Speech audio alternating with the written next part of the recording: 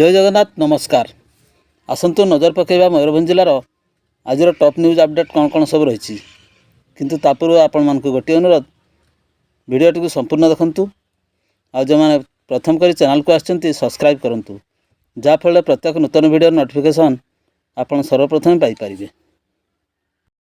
आज प्रथम खबर करंजा दुईटी सुनागहना दुकान रे जीएसटी विभाग चढ़ाऊ। करंजा सहर दलपड़ियानी सन्निकट हरिओम एवं हरिशिव नामक दुईटी सुनागहना दुकान रे दिवा प्राय 2 घटिका समय जीएसटी विभाग चढ़ाऊ करा जायथिला। विभागीय अधिकारी निकट सूचना मिली तेबे यही दुईटी दुकान दुई भाईंकर बोली जमापड़ी।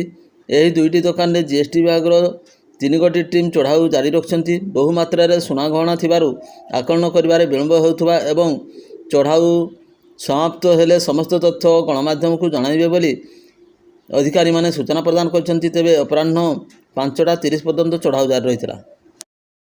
परवर्ती खबर आदिवासी सेंगेल अभियान पक्षर बांगरीपशिठारे विक्षोभ प्रदर्शन।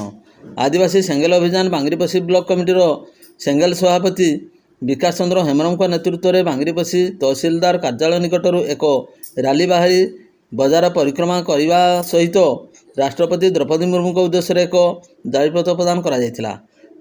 दाबी पूरण न हेले आगामी 31 तारिख दिन मयूरभंज बंद पाई चेतावनी दि जाइछि। परवर्ती खबर टाट छक निकट में कार बाइक मुहांमुही धक्का 3 आहत। करंजिया थाना अधीन टाट छक निकट में दिवा प्राय 12 घटिका 30 मिनिट समय जशपुर पटु आसुवा एक बाइक को करंजिया पटु जाउथबा एक कार धक्का देबारु बाइक चालक समेत तांको स्त्री छुआ गाड़ी छिटकी पड़ी आहत होइथिबार ग्रामवासी पक्षर सूचना मिली। दुर्घटना रे उत्त्यक्त लोक मैंने कार चालक को अटक रखी करंजिया पुलिस को खबर देते। आहत को निकटस्थ स्वास्थ्य केन्द्र में भर्ती कराई। खबर पाई घटनास्थल में पुलिस पहुंची दुर्घटना घटाई कार चालक को थाना को आनी अधिक तदंत जारी रखिबार सूचना मिली। परवर्ती खबर जयपुर विभिन्न स्थान में विलुप्त प्राय आदिवासी को जनमन योजना कैंप माध्यम विभिन्न सुविधा उपलब्ध कला प्रशासन। जयपुर निर्वाचन मंडली अधीन तथा विभिन्न स्थान में विलुप्त प्राय आदिवासी मानक जनमन योजना रे दिवा 2 घटिका समय विभिन्न कैंप माध्यम जॉब कार्ड प्रदान, जनधन खाता प्रदान, जाति प्रमाणपत्र, आवास प्रमाणपत्र आदि बंटन करा जायथिला। एही कैंप रे विभिन्न विभाग अधिकारी माने उपस्थित रही। परवर्ती खबर कप्तिपदा थाना भंडारीपाल ग्रामर यौतुक बहु को विष पियाइबा अभियोग। सूचना अनुसार भल पाई बाहा होइथिले। बाहागर पर उभय स्वामी स्त्री एवं घरे रहुथबा बेले बारंबार स्वामी एवं शाशुघर लोक मैंने यौतुक पाई निर्यातना दे आसुले एवं शेष में शाशु एवं जेजमा शाशु मिसी बहु को विष पियाई देथिले। एभली घटना घटी कप्तिपदा भंडारीपाल ग्रामर सुदर्शन बिंधाणी आज 9 मास पूर्वर अंदिओलम ग्रामर सीता नायक को भल पाई विवाह करथिले। हेले विवाह परठारु विभिन्न समय तांको मानसिक एवं शारीरिक निर्यातना सुदर्शन एवं तांको परिवार लोक माने देई आसुले। विशेषकर बाप घर यौतुक आनिबाकू दाबी करथिले। हेले शेष में सीता नायक को तांको शाशु एवं जेजमा शाशु मिसी विष पियाई देथिले। जार खबर तांको बापाघर लोक मैंने पाइबा परे घटनास्थल पहुंची सीता को गुरुतर अवस्था उद्धार करी उदला डाक्तरखाना चिकित्सा निमंते भर्ती करा जायथिला। एने सीतांकर माँ कप्तिपदा थाना रे अभियोग करछंती। पुलिस अभियोग को आधार करी घटनार अधिक तदंत आरंभ करिछि। परवर्ती खबर बेतनोडी थाना अधीन दहीकोठी ग्रामर बुधवार मध्याह्न एक अमानुषिक हत्याकांड घटी। ग्रामर स्वर्गत मायाधर मिश्रंकर अविवाहित झील लिली मिश्र बयस 64 वर्ष स्थानीय अंगनवाड़ी केन्द्र को सुभद्रा योजना फर्म आनिबाकू जाइथिले। सेठारु आसी घरे थिबा बेले निजर इंजीनियर पाठ पढ़ुवा पुतुरा तन्मय अरफ कांद्रू बयस 21 वर्ष तांको सहित कौनसी कारणरू झगड़ा करथिला। एपरिक कांद्रू पीयूसी को टंका मागिथिला। से टंका न देबारु उत्त्यक्त होई घरे थिबा एक धारुआ अस्त्र रे पीयूसीर बेक हाथ एवं पेट को हाणी देइथिबा जଣାपड़िछि। एभली घटना घटाइबा परे कबाट किली किछि न जानिबा भली गाँव में बुलुथिला। एतद्व्यतीत तार शिक्षयित्री माँ निकट को फोन करी जणाइथिला। एपरिक 108 आम्बुलांस को मध्य खबर देइथिबा जଣାपड़िछि। खबर पाई बेतनोडी पुलिस घटनास्थल पहुंची पूर्वर ग्रामवासी द्वारा अटक रखा जायता पुतुरा तन्मय को अटक रखी। मात्र अभियुक्त हत्या करथिबा अस्त्र को जबत करा जाय पारे नाही। पुलिस निकट में कुआड़े कांद्रू अपराध घटाई स्वीकार करथिबा पुलिस सूत्ररू प्रकाश। घरे किंबा पड़ोशी घरे कहीं नथिबारु घटना घटिबार दीर्घ समय घटी जाइथिले भी कई जानि पारि नथिले। अभियुक्त बोली सन्देह करा जाउथबा युवक तार माँ को फोन कर डाकिथिला एवं तार पीयूसी नाकरू ରକ୍ତ ବାହାରୁଛି, ଶୀଘ୍ର ଆସ ବୋଲି ମାଆକୁ କହିଥିଲା।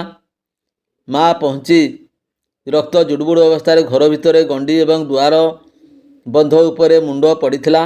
ଘର ଭିତରେ ରକ୍ତ ରଞ୍ଜିତ ହୋଇ ନିଶ୍ଚଳ ଅବସ୍ଥାରେ ପଡ଼ି ରହିଥିବା ଦେଖିବାକୁ ପାଇଥିଲା। ଖବର ପାଇ ପୁଲିସ ଏଏସ୍ଆଇ ନିରଞ୍ଜନ ସେଠୀ ସଦଳ ପଳାଇ ଘଟଣାସ୍ଥଳରେ ପହଞ୍ଚି ତଦନ୍ତ ଚଳାଇଥିବାର ଜଣାପଡ଼ିଛି। ପରବର୍ତ୍ତୀ ଖବର, ରାଇରଙ୍ଗପୁର ପୌରାଞ୍ଚଳ ମଠସାହି ପରିଚୟ ଗୃହରେ ସୁଭଦ୍ରା ଆବେଦନ ଫର୍ମ ସଂଗ୍ରହ ପାଇଁ ମହିଳାଙ୍କର ଲମ୍ବା ଲାଇନ୍। ରାଇରଙ୍ଗପୁର ପୌରାଞ୍ଚଳ ମଠସାହି ପରିଚୟ ଗୃହରେ ସୁଭଦ୍ରା ଯୋଜନା ପାଇଁ ଫର୍ମ ସଂଗ୍ରହ ଏବଂ ଆବେଦନ କରାଯାଇଥିଲା। ଏହି ଫର୍ମ ସଂଗ୍ରହ ଏବଂ ଆବେଦନ ପାଇଁ ମହିଳାଙ୍କର ଲମ୍ବା ଲାଇନ୍ ଦିବା 10 ଘଟିକାଠାରୁ ଦେଖିବାକୁ ମିଳିଛି।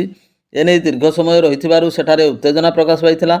ପରେ ସମସ୍ତ ମହିଳାମାନଙ୍କୁ ଫର୍ମ ଦିଆଯାଇଥିଲା ଏବଂ ସମସ୍ତ ମହିଳା ଆବେଦନ କରିଥିବାର ସୂଚନା ମିଳିଛି। ପରବର୍ତ୍ତୀ ଖବର, ଉପରବେଡ଼ା ଗାଁରେ ଆଧାର ଲିଙ୍କ କର୍ମଚାରୀ ନଥିବାରୁ ଜନଅସନ୍ତୋଷ। କୁସୁମୀ ବ୍ଲକକୁ ଉପରବେଡ଼ା ଗ୍ରାମ ପଞ୍ଚାୟତର ଉପରବେଡ଼ା ଗାଁରେ ରାଜୀବ ଗାନ୍ଧୀ ସେବା କେନ୍ଦ୍ରରେ ଆଧାର ସହ ମୋବାଇଲ ଲିଙ୍କ ପାଇଁ ସକାଳ 8ଟାରୁ ଶତାଧିକ ଲୋକମାନଙ୍କର ଭିଡ଼ ରହିଥିଲା। ହେଲେ ସେଠାକୁ କୌଣସି କର୍ମଚାରୀ ଆସିନଥିବାରୁ ଦୀର୍ଘ 5 ଘଣ୍ଟା ପରେ ଲୋକମାନେ ହତାଶ ହୋଇ ଘରକୁ ଫେରିଯାଇଥିଲେ। ଶେଷରେ ମଧ୍ୟାହ୍ନ ସମୟ କର୍ମଚାରୀ ସେଠାକୁ ଆସିବା ପରେ ସନ୍ଧ୍ୟା ପର୍ଯ୍ୟନ୍ତ ଆଧାର ସଂଯୋଗ କାର୍ଯ୍ୟ ଚାଲିଥିବା ସୂଚନା ମିଳିଛି। ପରବର୍ତ୍ତୀ ଖବର, 2 ବାଇକ୍ ମୁହାଁମୁହିଁ ଧକ୍କା, 3 ଜଣ ଗୁରୁତର ଅବସ୍ଥାରେ ଚିକିତ୍ସାଳୟରେ ଭର୍ତ୍ତି।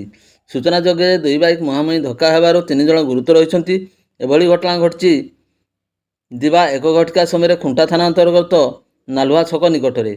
ଖୁଣ୍ଟା ଥାନା ବଡ଼ଅଳିଆ ଗ୍ରାମର ଗୋବିନ୍ଦ ହାଁସଦା ଏବଂ ତାଙ୍କ ସ୍ତ୍ରୀ ସୀତାମଣି ହାଁସଦା କୌଣସି କାର୍ଯ୍ୟରେ ଉଦଳା ଆସୁଥିଲେ। ହେଲେ ବିପରୀତ ଦିଗରେ ଆସୁଥିବା ଏକ ବାଇକ୍ରେ ଯୁବକ ଜଣକ ଆସି ମୁହାଁମୁହିଁ ଧକ୍କା ଦେଇଥିଲା, ଯାହାଫଳରେ ଉଭୟ ବାଇକ୍ ଘଟଣାସ୍ଥଳରେ ଭାଙ୍ଗି ଚୁରମାର ହୋଇଯାଇଥିବା ବେଳେ ସମସ୍ତେ ଗାଡ଼ିରୁ ଛିଟକି ପଡ଼ିଥିଲେ। ଗୁରୁତର ଅବସ୍ଥାରେ ସ୍ୱାମୀ ସ୍ତ୍ରୀଙ୍କୁ ଚିକିତ୍ସା ନିମନ୍ତେ ଉଦଳା ଡାକ୍ତରଖାନାରେ ଭର୍ତ୍ତି କରାଯାଇଥିବା ବେଳେ ଅନ୍ୟ ବାଇକ୍ ଚଳାଉଥିବା ଯୁବକଙ୍କୁ ଖୁଣ୍ଟା ମେଡ଼ିକାଲରେ ଭର୍ତ୍ତି କରାଯାଇଛି। ସୂଚନାଯୋଗ୍ୟ 3 ଜଣଙ୍କର ଅବସ୍ଥା ସଙ୍କଟାପନ୍ନ ଥିବାରୁ ସମସ୍ତଙ୍କୁ ଅଧିକ ଚିକିତ୍ସା ନିମନ୍ତେ ବାରିପଦାସ୍ଥିତ ପଣ୍ଡିତ ରଘୁନାଥ ମୁର୍ମୁ ମେଡ଼ିକାଲ କଲେଜକୁ ସ୍ଥାନାନ୍ତରିତ କରାଯାଇଛି। ଖବର ପାଇ ଘଟଣାସ୍ଥଳରେ ଖୁଣ୍ଟା ପୋଲିସ ପହଞ୍ଚି ଅଧିକ ତଦନ୍ତ ଜାରି ରଖିଥିବାର ସୂଚନା ମିଳିଛି। ପରବର୍ତ୍ତୀ ଖବର, ବିଜାତଳା ସାପ୍ତାହିକ ହାଟ ରାସ୍ତା ଅତି ଶୋଚନୀୟ, ମରାମତି ପାଇଁ ଅନୁରୋଧ କଲେ ସ୍ଥାନୀୟ ବାସିନ୍ଦା। ମୟୂରଭଞ୍ଜ ଜିଲ୍ଲାର ବିଜାତଳା ସାପ୍ତାହିକ ହାଟର ରାସ୍ତା ଅତି ଶୋଚନୀୟ ହୋଇପଡ଼ିଛି। ଏହି ହାଟ ଉପରେ ଜିଲ୍ଲାର ଅନେକ ବ୍ୟବସାୟୀ ନିର୍ଭର କରୁଥିବା ବେଳେ ରାସ୍ତାର ଖରାପ ଅବସ୍ଥା ପାଇଁ ଠିକ୍ ଭାବରେ ବ୍ୟବସାୟ କାର୍ଯ୍ୟ ହୋଇପାରୁନାହିଁ।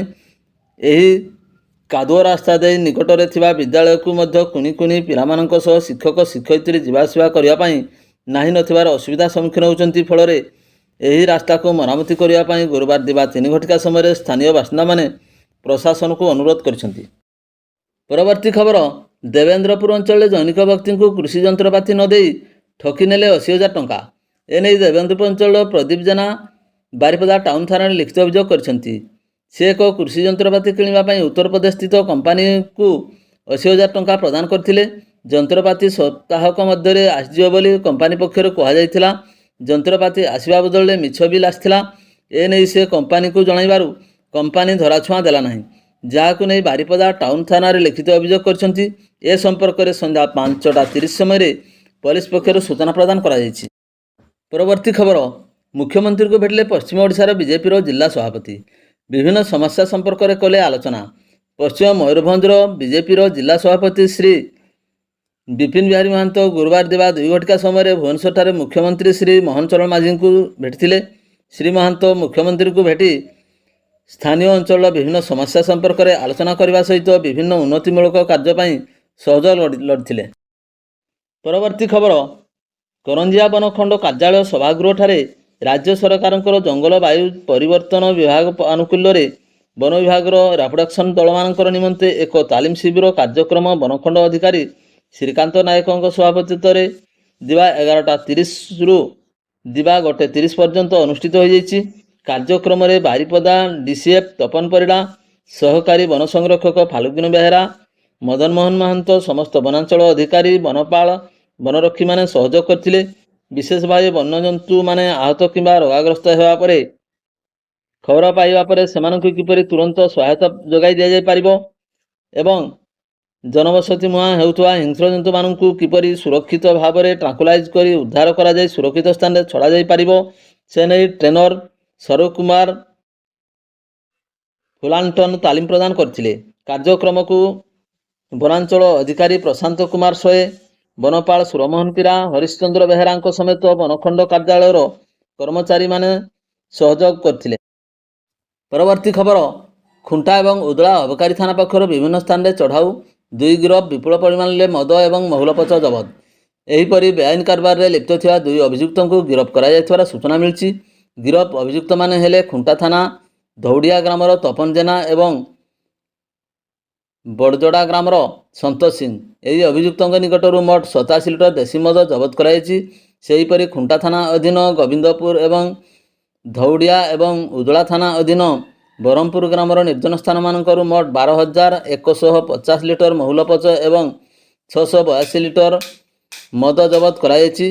ଏହି ଚଢ଼ାଉରେ ଉଦଳାର ବିଭାଗୀୟ ଇନ୍ସପେକ୍ଟର ଶ୍ରୀଧର ମହାନ୍ତିଙ୍କ ସମେତ ବିଭାଗୀୟ ଟିମ୍ ଖୁଣ୍ଟା ଅବକାରୀ ଅଧିକାରୀ ମମତା ଦାସ, ଉଦଳା ଅଧିକାରୀ ଶୁଭଦର୍ଶିନୀ ସାହୁ, ବିଭାଗୀୟ ଅନ୍ୟ କର୍ମଚାରୀ ଏବଂ ସମେତ ମାଜିଷ୍ଟ୍ରେଟ ଭାବେ ଖୁଣ୍ଟା ତହସିଲଦାର ପ୍ରଦୀପ କୁମାର ପାଢ଼ୀ ଓ ଖୁଣ୍ଟା ପୋଲିସ ସହିତ ଏପିଆର୍ ଟିମ୍ ସାମିଲ ହୋଇଥିବା ଦେଖିବାକୁ ମିଳିଥିଲା।